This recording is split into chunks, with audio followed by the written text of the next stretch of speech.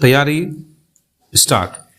कानून की नजर से देखें तो सड़क पर सबसे पहले चलने का अधिकार पैदल चलने वाले का होता है, जबकि शहरों में सड़कों पर वाहनों की रेलम पेल और गायब होते फुटपाथों को देखकर तो कहीं लगता नहीं कि पैदल चलने के इस अधिकार की जरा सी भी रक्षा की जा रही है। अब शहरी नियोजन एवं विकास पर सुझाव देने के लिए बनी उच्च स्तरीय समिति ने शहरों की सड़क योजना में पैदल व साइकिल से चलने वालों का खास ध्यान रखने की बात कहते हुए इन्हें भी यातायात की परिभाषा में शामिल करने की सिफारिश की है। केंद्र सरकार के वर्ष 2022 के बजट में की गई घोषणा के अनुरूप यह उच्च स्तरीय समिति बनाई गई थी। समिति की सिफारिश पर अमल करने की ज्यादा जरूरत इसलिए भी है क्योंकि सड़क हादसों में होने वाली मौतों में 20% पैदल चलने वाले होते हैं। हैरत की बात यह है कि हमारे शहरों में जब कभी सड़कों पर यातायात का दबाव बढ़ता है तो सबसे पहले फुटपाथ छोटे करने या इन्हें खत्म ही कर देने का काम होता है। सड़कों पर सुगम व सुरक्षित आवागमन की योजनाओं में पैदल चलने का अधिकार न जाने कहां गुम हो जाता है। पिछले साल ही केंद्र सरकार की ओर से यातायात परिवहन से जुड़ी एक रिपोर्ट में यह खुलासा किया गया था कि देश के शहरों में 74% से ज्यादा सड़कें फुटपाथ रहित हैं। जहां कहीं फुटपाथ हैं भी तो उनका अधिकांश हिस्सा पैदल चलने लायक नहीं है, यानी पैदल चलने के लिए सुरक्षित रखे जाने वाले फुटपाथ भी अतिक्रमण की भेंट चढ़ गए हैं।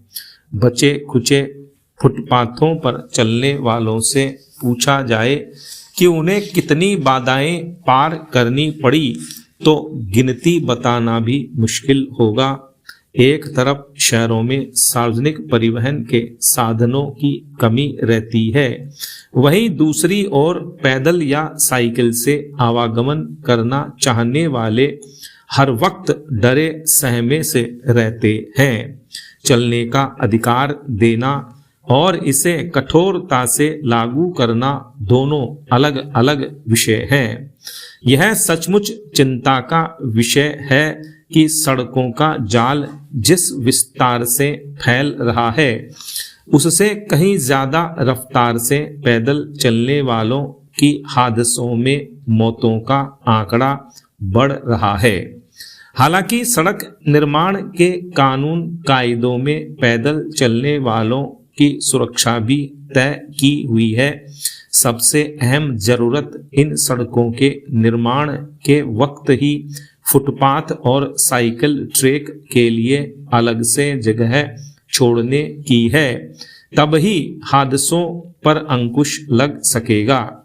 पैदल चलने वाले व साइकिल चालकों के लिए कानूनी प्रावधान करना ही काफी नहीं, सख्ती से अमल भी जरूरी है।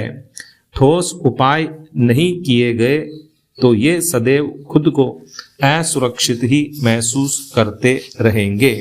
पैरा विश्व स्वास्थ्य संगठन WHO पर डोनाल्ड ट्रंप का आरोप है कि सबसे ज्यादा वित्तीय मदद अमेरिका करता है, लेकिन यह चीन की ज्यादा सुनता है।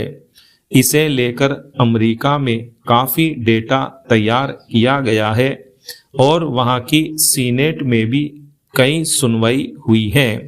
WHO के खिलाफ जापान और इजराइल में भी आवाज उठ रही है। भारत के लिए भी यह सबसे अच्छा मौका है जब वह WHO से खुद को अलग कर ले और अपनी एक नई व्यवस्था बनाए। हालांकि भारत WHO को अमेरिका जितना फंडिंग नहीं करता है, लेकिन इसकी गलत नीतियों से देश को भारी नुकसान उठाना पड़ रहा है। WHO का विरोध बेवजह नहीं है। ज्यादातर विकासशील देशों का आरोप है कि WHO अमीर देशों के हिसाब से ही योजना बनाता है। इसका स्पष्ट उदाहरण फार्मा कंपनियों का प्रभाव है। भारत पर WHO अपनी नीतियां फार्मा कंपनियों के दबाव में थोपता है। इससे न केवल हमारे देश की स्वास्थ्य व्यवस्था चरमरा रही है, बल्कि भारत विकसित देशों की योजनाओं के लिए केवल प्रयोगशाला बनकर रह गया है।